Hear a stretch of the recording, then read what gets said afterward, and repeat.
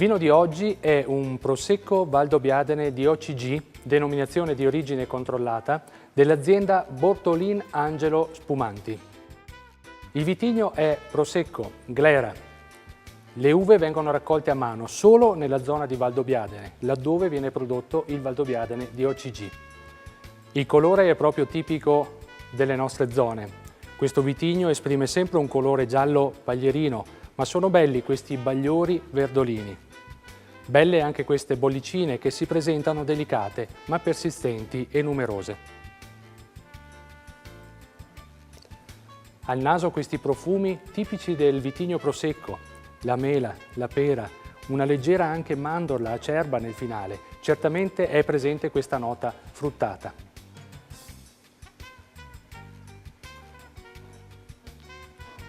In bocca è certamente importante, sapido, fresco, ma certamente questo residuo zuccherino leggero e presente lo rende morbido, lo rende attraente.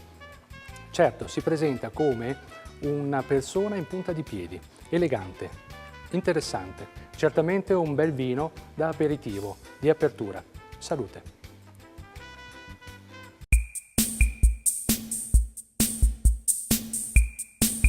Oggi vi presento un Valdobbiadene superiore extra dry di Rupo dell'azienda Andreola di Col San Martino, da uve Glera, Perera e anche la Bianchetta. È un colore giallo paglierino abbastanza intenso, quindi piacevole per un prosecco e nello stesso tempo brillante, con queste bollicine che salgono meravigliosamente legate alla loro finezza, alla persistenza e al numero. Naso piacevolmente fruttato, un naso di un fruttato maturo, la mela golden, le pere Williams, ma nello stesso tempo anche di frutta esotica e tropicale, ricordo la banana o perlomeno anche l'ananas. Mantiene una sua sapidità importante.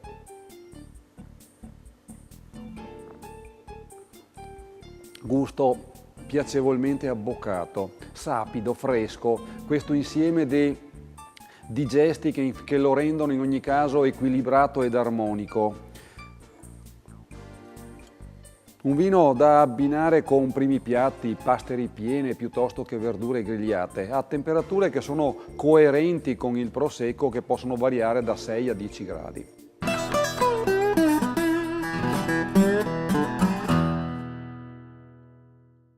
Ed eccoci rientrati con due inviati speciali dalla terra veneta, sono tra Mauro Marin e Giulia Frasson, che tutti voi ovviamente ricordate, uno grande fratello 10 vincitore e l'altra invece una bella tempra Miss Italia 2010.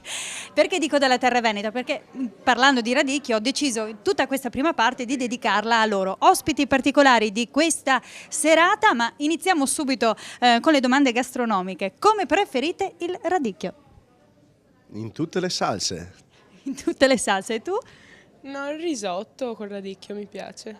Il gusto della tradizione, hai capito? Lui invece sperimenta. E invece parliamo di questa serata, una serata davvero ricca. Voi sarete anche abituati, immagino, però è una serata particolare perché c'è davvero, credo, una varietà di persone. Sì, no, ogni volta una bella emozione, perché vedere Frizzi, vedere Max Biaggi, Miss Italia, ste Miss, cioè, mica è... È un bel vedere. Sì, È un bel vedere, ma anche gente interessante, immagino, no? Sì, un sacco di persone nuove, interessanti, e poi c'è Mauro Marin qua. No, non vorrei dimenticare il mio amico Mauro Corona, che quello se no mena, quindi... Mai dimenticare Mauro Corona, che qui ormai è un ospite fisso, cioè sai, se non ci fosse ci preoccuperemo. La prima cosa che gli ho detto: Mauro, vai all'Isola dei Famosi, che così vendi ancora più libri, perché lui aveva qualche deficit rispetto a questa idea. Gli ho detto: no, vai che vedrai che ti porta fortuna. Ma dici che dalla montagna scenderà al mare? Ha detto che è abituato a dormire a meno 20 in mezzo ai boschi, quindi per lui meglio di così. Capace anche di vincerla. Sì, ha detto che si porta solo la motosega e va via. là lì. E allora tifiamo per la sua candidatura alla prossima Isola dei Famosi.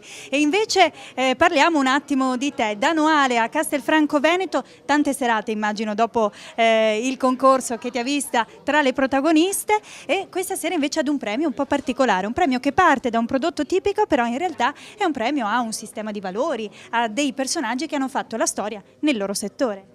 Infatti io sono onoratissima dopo tante serate di essere qua e quindi assistere a questo premio. Magari Presenta il Veneto. e rappresenta il Veneto e la trevigianità, indubbiamente, magari nel futuro sarete anche tra i premiati. Speriamo. Vedremo cosa ci sarà in futuro.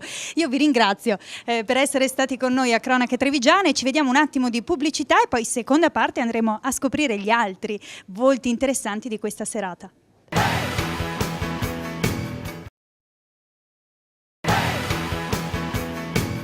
Ben ritrovati, seconda parte di Cronache Trevigiane, sempre dal Gran Galà dedicato al premio Radicchio d'Oro. Con me uno dei premiati, a lui abbiamo dedicato il premio allo sport di questa 12ª edizione, Max Biaggi.